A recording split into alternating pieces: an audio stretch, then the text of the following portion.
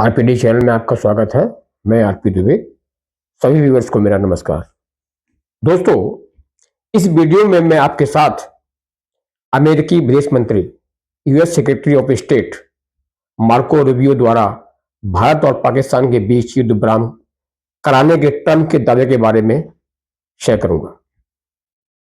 साथ ही ऑपरेशन सिंदूर के दौरान पाकिस्तानी नौसेना की स्थिति के बारे में सैटेलाइट तस्वीरों के से लिए गए दावे के बारे में भी आपसे शेयर करूंगा। दोस्तों, सैटेलाइट इमेजेस से जो एक बात निकल के सामने आई है कि पाकिस्तानी नौसेना की स्थिति ऑपरेशन सिंदूर के टाइम क्या थी, उस बारे में आपसे शेयर करूंगा। दोस्तों, जैसा कि पहले भी कई बार कहा गया है, US secretary of state Marco Rubio ने कल फिर से ट्रंप के उस दावे को दोहराया जिसमें उन्होंने भारत और पाकिस्तान के बीच परमाणु तनाव को टालने में मदद की थी। उन्होंने कहा कि अमेरिका हर दिन संघर्ष की स्थिति पर नजर रखता था। एनबीसी न्यूज से बात करते हुए मार्को रूबियो ने भी कहा युद्ध विराम समझौते जल्दी टूट सकते हैं क्योंकि उन्हें बनाए रखना एक चुनौती है। उन्होंने कहा कि युद्ध विराम तो हो जाता है, लेकिन युद्ध विराम के बाद वो सीज फायर कंडीशंस दोनों कंट्री के बीच रहे, उसको मेंटेन करना, सीज फायर मेंटेन करना एक चुनौती है, जो मार्को रूबियो ने कहा। दोस्तों, भारत ने एक बार फिर अमेरिका के इस आधिकारिक बयान को खारिज कर दिया है। इसमें कहा गया था कि पाकिस्तान के साथ सैन्य संघर्ष मई के महीने में भारी नुकसान के बाद इस्लामाबाद द्वारा किए गए युद्ध विराम समझौते के जरिए समाप्त हुआ था। हालांकि पाकिस्तान ने ट्रंप के दावे को दोहराया। पाकिस्तान ने यस कहा कि हां, ट्रंप ने ये जो है सीज फायर करवाया। क्यों कहा? क्योंकि वो अमेरिकी नेता को अपना ध्यान आकर्षित करने का श्रेय दिया। चाहते थे पाकिस्तानी लोग, पाकिस्तानी गवर्नमेंट, कि उनको क्रेडिट दे करके उनका ध्यान पाकिस्तान की तरफ खींच ले। दोस्तों, जैसा कि पहले कई बार कहा गया है कि पाकिस्तान के साथ युद्ध विराम पाकिस्तान की डीजीएमओ ने जब रिक्वेस्ट किया, प्लीड किया बिफोर इंडियन गवर्नमेंट, तब ये सीज फायर हुआ। सीज फायर भी नहीं हुआ था, ऑपरेशन सिंदूर को एक पॉज दिया गया था। दोस्तों, रूस यूक्रेन युद्ध विराम समझौते के संदर्भ में रूबियो ने कहा युद्ध विराम का एकमात्र तरीका यह है कि दोनों पक्ष एक दूसरे पर गोलीबारी बंद करने के लिए सहमत हो, और रूस अभी तक इस पर सहमत नहीं हुआ है। उन्होंने दुनिया भर में हुए अन्य युद्ध विरामों का भी हवाला दिया और इसका श्रेय अपने राष्ट्रपति ट्रंप को दिया, जिन्होंने शांति और शांति की प्राप्ति को अपने प्रशासन की प्राथमिकता बनाया है।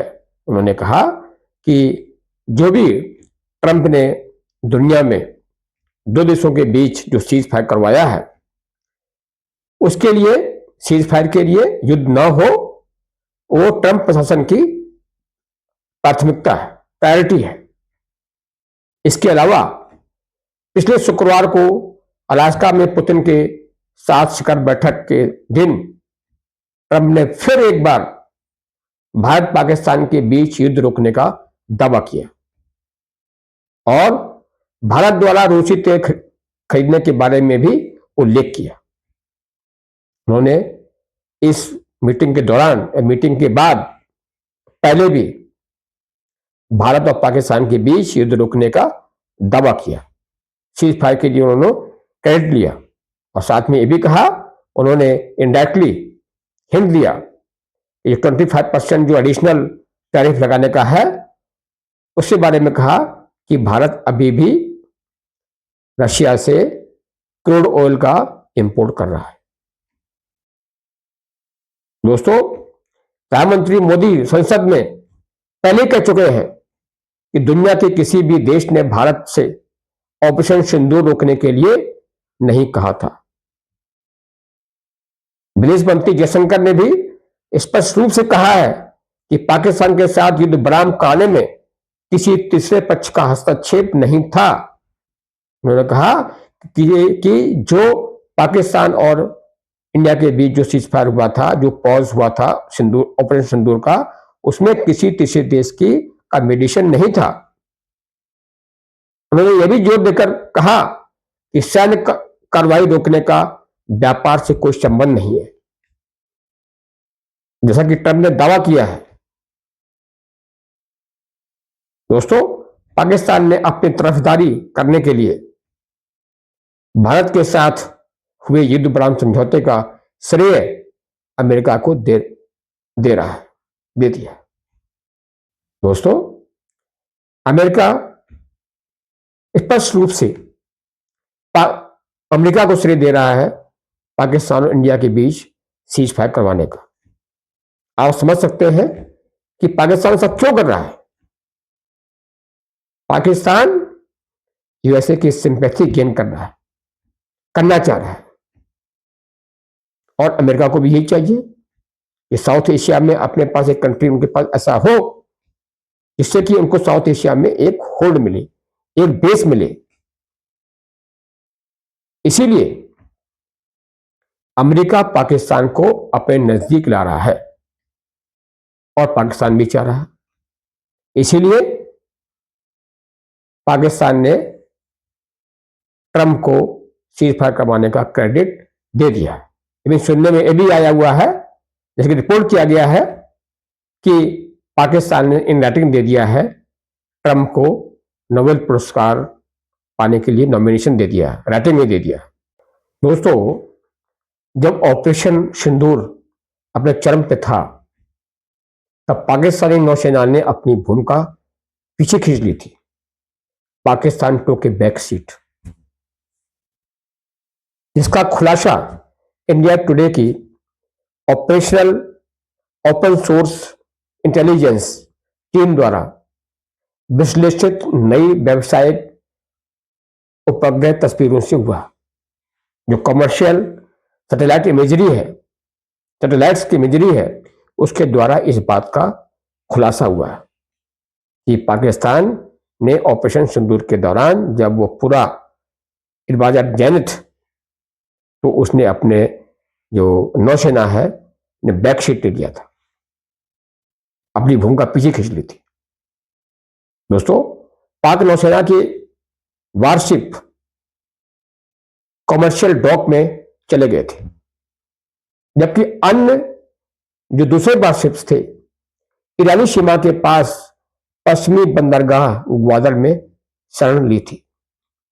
दोस्तों, ग्वादर एक नया बंदरगाह है जो पाकिस्तान ने चाइना की हेल्प से ग्वादर पोर्ट बनाया है। तो कई वारशिप्स ने वहां पर रिफ्यूज ले लिया था, शरण ले ली थी। ऑपरेशन सिंदूर के दौरान पाकिस्तानी सेना ने कहीं अधिक रक्षात्मक नौसैनिक रुख अपनाया। ये फार मोर डिफेंसिव नेवल पास्चर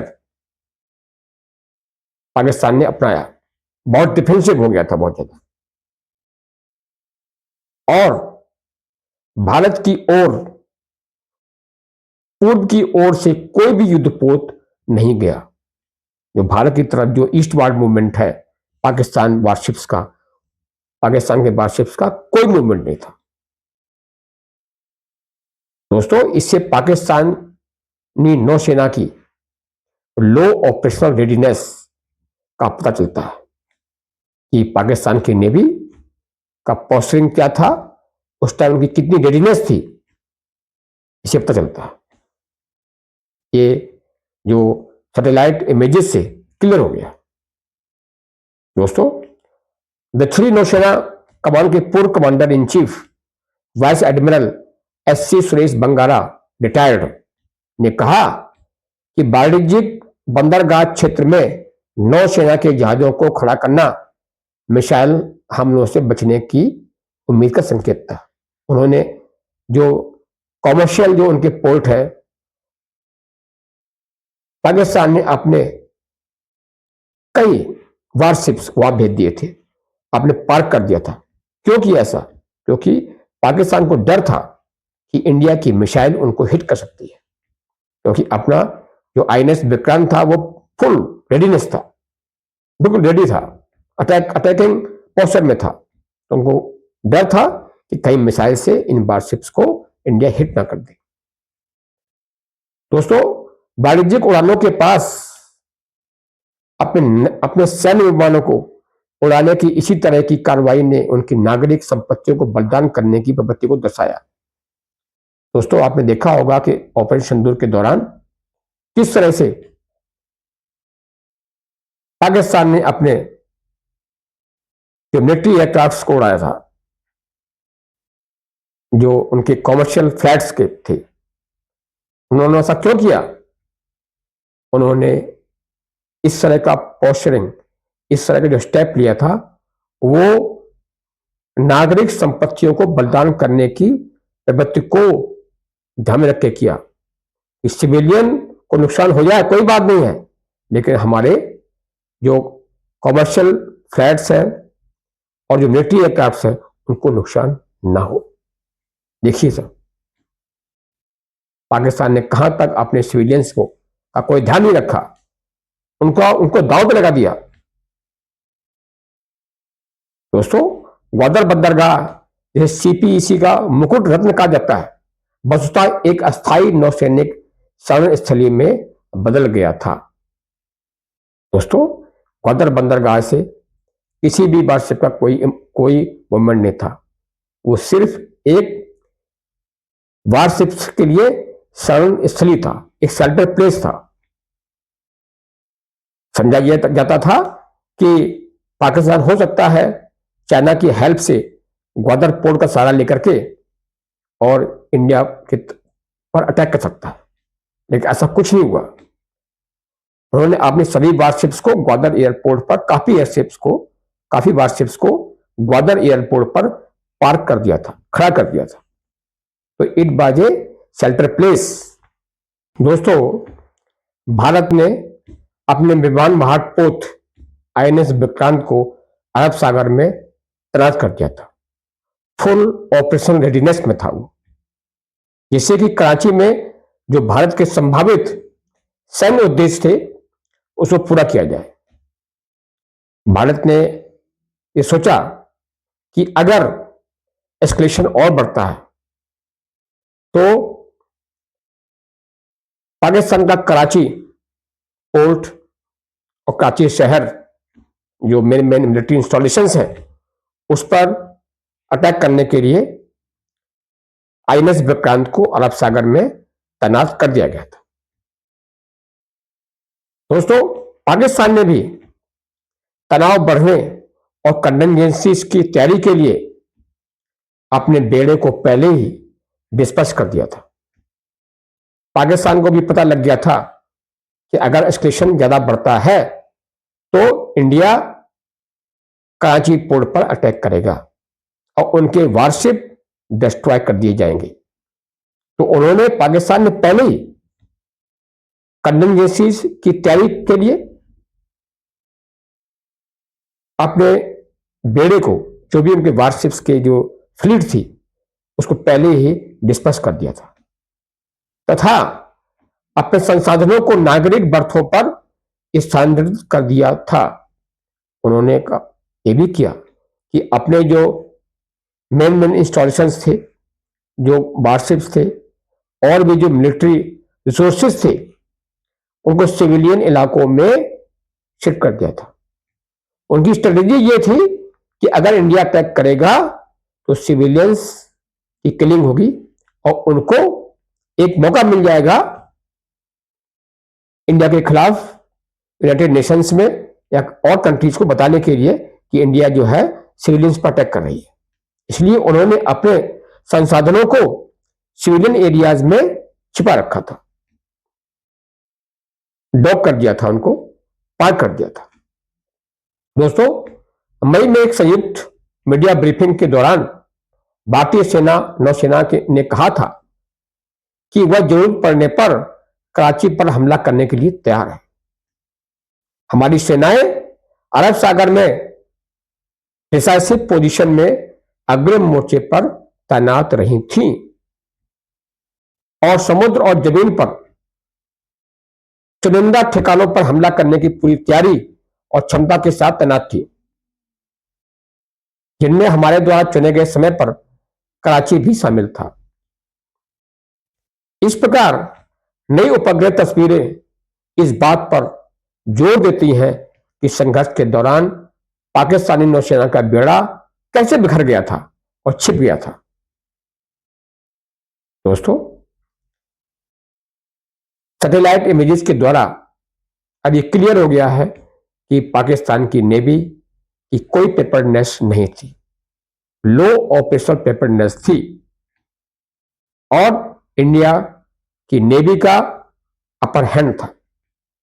और इसको देखते हुए पाकिस्तान ने अपने सभी वारशिप्स को